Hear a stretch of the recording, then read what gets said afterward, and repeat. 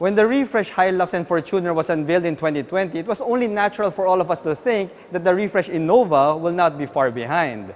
However, there's still no word on the arrival of the refresh King of MPVs, so for the meantime, we still have the current generation Toyota Innova here. This is the Innova 2.8 G Diesel automatic, and in this video, we're going to review it and drive it. Let's do this!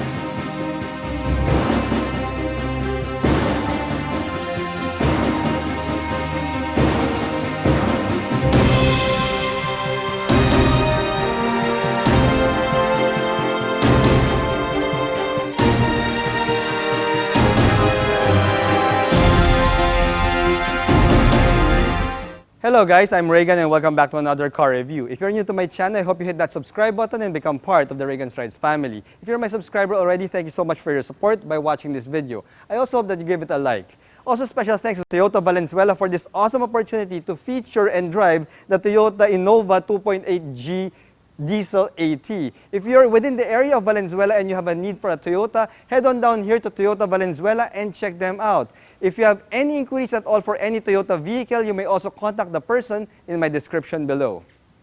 It was the year 2004 when Toyota Motors decided that the Hilux was a little bit lonely and needed some company. This gave birth to the IMV platform, from which the venerable Innova and the brutish Fortuner comes from. This Toyota trio went on to become three of the best-selling vehicles in the country, with the Toyota Innova taking third place as the third best-selling vehicle in 2019 in the Philippines. The Innova is so popular that the Toyota Motor Philippines decided to give us 13 variants of this Asian workhorse. Now, this variant that I have here is the G variant, which is the middle-of-the-road variant and the best compromise in the Innova lineup. This particular Toyota Innova G 2.8-liter diesel 680, wow, that is a mouthful, retails for 1,522,000 Philippine pesos. Now, that may seem a little bit rich for some people, especially with the presence of smaller MPVs out in the market like the Toyota Rush, but let's all remember that the Toyota Innova is the bigger MPV and it also sports a diesel engine. Now, with so many Innovas on the road, the front fascia of this MPV is super familiar. I must admit, though, that this second-generation Innova is the sportiest and most aggressive-looking of the Innovas out there, well, as compared to the first generation. This middle-of-the-road G variant gets this nice, large front grille here that is pretty similar to the Hilux grille, except you don't really get the body claddings to the side. This middle-of-the-road G variant also has to make do with halogen headlights and fog lights, which is not really a big issue because, well, this is still a workhorse Asian MPV. You do get some chrome trimmings here on your front grille, which adds a little bit more premium and upscale vibe to this Asian workhorse. Now, overall, when you look at the front fascia of the Innova, it is quite straightforward and functional. And, well, guys, just make sure that you memorize your plate number whenever you park your Innova because it might get lost in a sea of Innovas in the mall parking lot. The side profile of the Innova is a typical large MPV side profile. The G variant gets a chrome door handles here, which it shares with the top-spec V variant of the Innova. Now, this second-generation Innova also gets sharper and more angular lines here on the side panel, which reduces the MPV-ness of this MPV. Now, the top-spec V variant of the Innova gets 17 inches, but this G variant that I have here has to make do with 16 inches that are wrapped in 205/65 R16 tires. They may be on the small side, but then again, they make up for it by giving you a comfy ride. Behind these wheels, you get ventilated disc brakes up front and drum brakes at the rear end, which is a little bit of a letdown until you realize that this is still an Asian workhorse MPV, and having drum brakes at the rear is especially advantageous, especially when you're carrying heavy loads. The ground clearance of this Innova stands at 178 millimeters, which is perfectly decent for a rear-wheel drive MPV. Now, the rear end of the Innova is quite sporty that it could pass off as a lowered SUV. I guess the large rear spoiler here has a lot to do with that. The taillights are not fancy LEDs, but rather these are still regular bulbs, but they are in a housing that are quite unique and quirky, and they are shaped like the L brick in Tetris. Pop open the manual liftgate and you get exactly what you paid for. You see, people buy Innovas because of the space and the utility, and that's exactly what we have here. With a third row in use, you get 300 liters of trunk capacity, which is perfectly large enough to fit a medium-sized luggage here. Now, if you need more space than 300 liters, you could always fold the third row seats to the side, pretty much similar to the Fortuner. That's a little bit of a letdown, guys, but well, it is what it is. And by folding the third row seats to the side, you get 758 liters of trunk capacity. If you need more space than 758 liters, you could always tumble down the second row seats, and that should give you 1,128 liters of trunk space. That's good enough for a quick IKEA run with the missus. Now, if there's one thing I know about Toyota and their MPVs and SUVs, they love to give us really heavy hoods. Ooh. And the Innova is no different. Wow, this thing is heavy. Now, with 13 variants of the Innova in the country, you could take your pick of diesel and gasoline engines. However, this G variant that I have here sports a turbo diesel engine that is good for 171 horses and 360 Newton meters of torque. Now, maximum torque comes in at 1,200 RPM. So that really shows you that this baby is a true workhorse that could really pull and pull hard. Now, power is sent to the rear wheels via a 6-speed automatic transmission. Man, I still can't get over it. 360 Newton meters at 1,200 RPM. Wow! No wonder this thing sells like pancakes. Since the Innova's life purpose is to be a people hauler, a utilitarian MPV, you shouldn't really expect too much creature comforts here that you'd normally find, let's say, in a crossover. However, with a price point of 1.5 million Philippine pesos, I do expect some form of creature comforts found here in the cabin of the Innova. The seats that you get here are not leather wrapped, which is pretty standard across the entire range of the Innova. You do get some nicely textured fabric upholstery here, and it has a nice design to it, so at least you have that. The steering wheel of this G variant is also wrapped in leather, but the leather quality used is purely on the durable side. You do get a nice wood trim here up top on the steering wheel, which is pretty similar to what you'd find in a Toyota Fortuner. You also have your buttons here for your Bluetooth hands-free calling and some buttons here for your infotainment system, but then you don't really get cruise control. So that's another bit of a letdown. When you go to your analog gauges here, you've got a nice 3D effect going on there. It's a pretty cool looking, guys, but it is still an analog display. Straightforward, simple, and functional. From your gauges, you go to your infotainment system. Here you get a 2-DIN infotainment system that has Bluetooth connectivity, but it doesn't have Apple CarPlay and Android Auto. For 1.5 million pesos, I would expect at least to have that in your infotainment system. The G variant, though, gets this nice fully automatic climate control system here, so at least you have that. And you also get a 12-volt socket here for your charging duties, but you don't get USB charging ports. So that tells me that this Innova has a little bit of catching up to do, especially when it comes to the tech department. You've got numerous cubbies here, and you also have a lone cup holder here on the middle, which we will subject to our Clean Canteen test. So as you can see, I have my Clean Canteen flask. Let's see if it fits. Wow, this thing is huge. It could easily fit my Clean Canteen flask. Beside that cup holder, you got your usual traditional handbrake here and a nice leather padded armrest here in the middle with a center console. When you look at the dashboard layout of the Innova, it's got utility written all over it with a capital U. You get some hard plastics here on the touch areas, and you also have a nice splash of wood trim here to give it a little bit more of an upscale vibe, Toyota style. So yeah, it is pretty basic, pretty functional, guys. And it's still a far cry from, let's say, the refresh interior that we found in the refresh Fortuner. So it's going to be quite exciting to see what the refresh Innova's interior would look like, especially after seeing the Hilux and the Fortuner. Now, the second row seats of the Innova is quite spacious as expected from a medium-sized MPV. I'm 5'6", guys, and as you can see, I got a good amount of headroom here. I'm calculating around 4.5, 5 inches of headroom before my head touches the headliner, and I got a good amount of knee room here. This is my driving position right here, and I have a good 8 inches of space before my knee touches the seat back of the driver. The good thing here is, despite being a rear-wheel drive vehicle, the center tunnel isn't that tall, so that is actually good news for the third person that will sit here in the middle of the second row. For toys, you got a good amount of toys here in the G variant. You've got your blue mood lights in the ceiling there. You also have your rear AC vents with its own separate controls for your AC. That's after the nifty touch. And you also have a nice padded, softly padded armrest here on your door panels. This is something that I also noticed with the front doors, guys, so that is a good touch. These are not leather padded armrests though, but they are still nice and soft. You also got good charging outlets here. You got an auxiliary port, a USB charging port here in the center, and also a 12-volt outlet down there at the bottom part. Now, the G variant also comes with this nifty foldable tray table here at the seat back of the two front seats, and this baby can easily carry up to 10 kilos of stuff, guys. So this should make going through a drive-thru, like a McDonald's drive-thru, quite a cinch, because you could put your burgers, your fries, and even your drinks on this nice fold-out 10-kilo strong tray table. This would make it seem like you're riding in an airplane when you're inside your Innova. Now, to access your third row seats, it's quite easy to do that. There's a lever here, and all you gotta do is tumble the seats forward like that, and you get easy access into the third row of your Innova.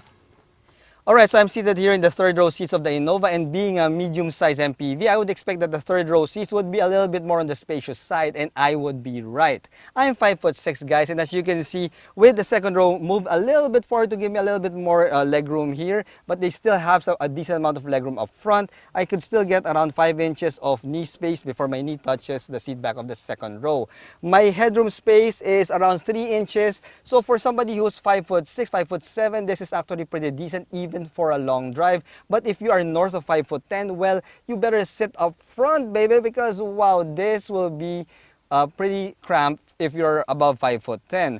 Now, the thing about the third row seats of the Innova is, well, it's actually meant to sit not just 2 people, but 3 people. You see, there is a removable center headrest that could be parked at the side of your trunk, and this headrest would be in case that you're transporting a third passenger here in the third row, guys. And there are actually real seat belts that can be found for the middle passenger here in the third row. I mean, wow, that is pretty good on the practicality side, but wow, man, I wouldn't want to be one of the 3 people that squeeze in like sardines here in the third row seats if that's going to happen, because that for me is the definition of torture. So yeah, if you just got 2 average size Asian adults here on the third row, it's going to be pretty decent. But if you try to squeeze in a third guy or a third passenger in the middle, it's going to work, but nobody's going to be happy.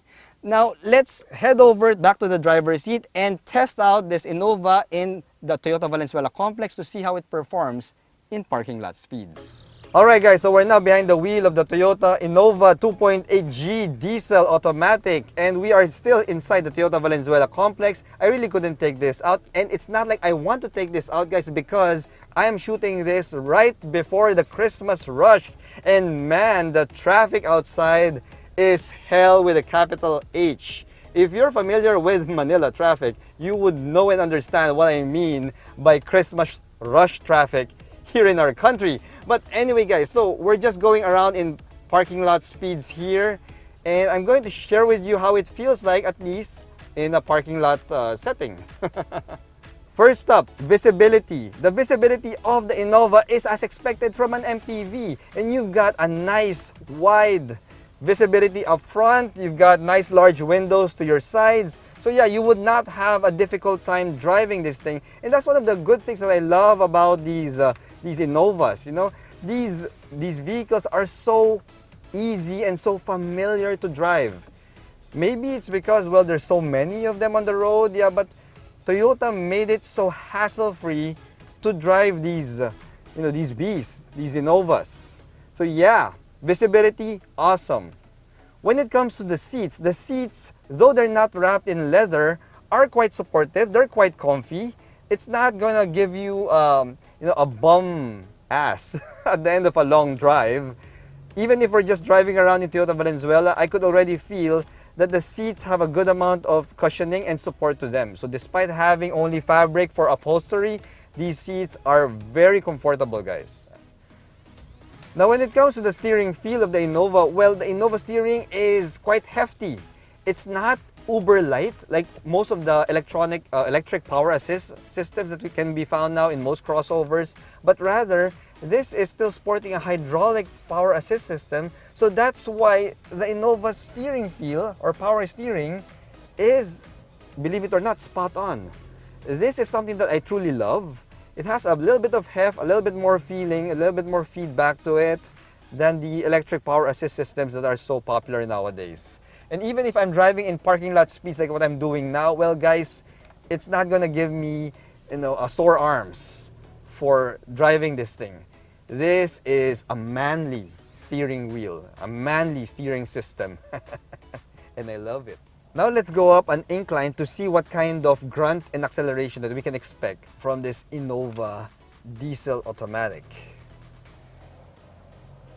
Now this doesn't have the uprated engine that the newer Fortuner and Hilux has with the 200 horses, but let's see how it performs. Let's go. Yeah, easy guys, easy peasy.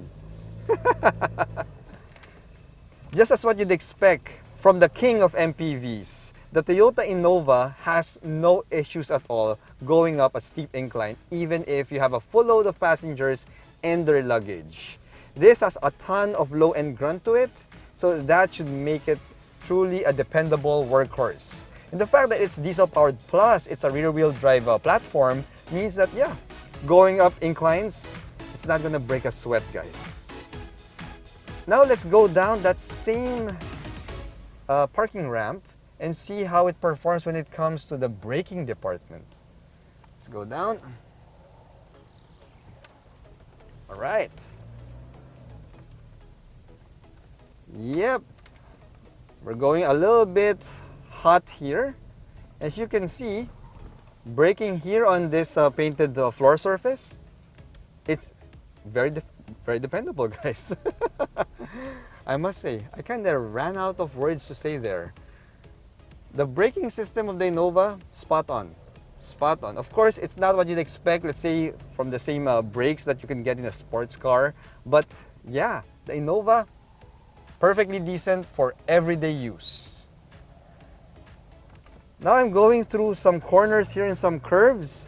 As you can see, well, the handling of the Innova will tell you that yes, it is still an MPV. It's still very much an MPV. There is some body roll to it, and you feel a little bit of a body wobble when you're going through speed bumps like what we're doing now. See? It does absorb those speed bumps quite well, at least from the driver's side. But I'd love to see how it feels when you're being driven around at the back seat of your Innova. So what I'm going to do is I'm going to swap out with my designated driver and give you a passenger impression as well for this Toyota Innova G Diesel AT. Alright guys, so we're now on the second row seat of the Toyota Innova. So I'm going to give you how it feels like to be driven around in this MPV. Now, we're still inside the Toyota Valenzuela complex, so I won't be able to give you a real-world feel, but then at least we'll have a little bit of an idea how it feels like to be driven around the Toyota Innova. Now, the good thing I noticed here, and it's quite a mild surprise, is the fact that with this nice tray table, the nice mood lights, and the nice design on your ceiling, I feel like I'm being driven around in a more expensive vehicle than what it is. So that is a pleasant surprise that I didn't expect with this Toyota Innova. I would have expected that I'd feel like I'm under budget, given that I'm being driven around in an MPV. But that's not the case with this car, at least with the G variant and up. Now, as we're going around the Toyota Valenzuela complex in parking lot speeds, I could already feel the play of the suspension. It is not as planted and it's not as composed as some of the crossovers out there in the market. So yeah, you definitely would know that you are being piloted around in an MPV. The suspension is making itself felt, guys. Okay? Now, I'm pretty sure that if we load this Innova with more people and more stuff, then it would be a little bit more planted and the suspension would be a little bit more composed. But given us this review is going on, I'm just one person here at the back and the driver up front. So yeah, that's something that you should expect if you're being piloted around in your Innova and you're just a couple of people aboard. Now let's hop back to the driver's seat and let me close out this drive impression and this video, guys. See you there. Overall, guys, well, what can I say? Now I know the reason why the Toyota Innova is the king of MPVs in the Philippines. Despite having such a simple, straightforward dashboard and interior cabin materials, this Toyota Innova delivers where it matters the most. And that is that dependable drive, that dependable drivetrain, and the fact that you've got enough grunt to take all of your passengers and their luggage to your destination as safely and as comfortable as possible. The Toyota Innova may lag behind some of the newer MPVs when it comes to cabin amenities, tech, and creature comforts, but it does have its legendary reputation of being a solid workhorse. The combination of a diesel engine, rear-wheel drive, and a spacious interior is still a winning formula in the hearts of many Filipinos. While this may be enough for now, I do hope that the refreshed Innova will have more creature comforts, tech, and cabin amenities so that it lives up to its name Innova, which is derived from the word innovation. Thanks for watching.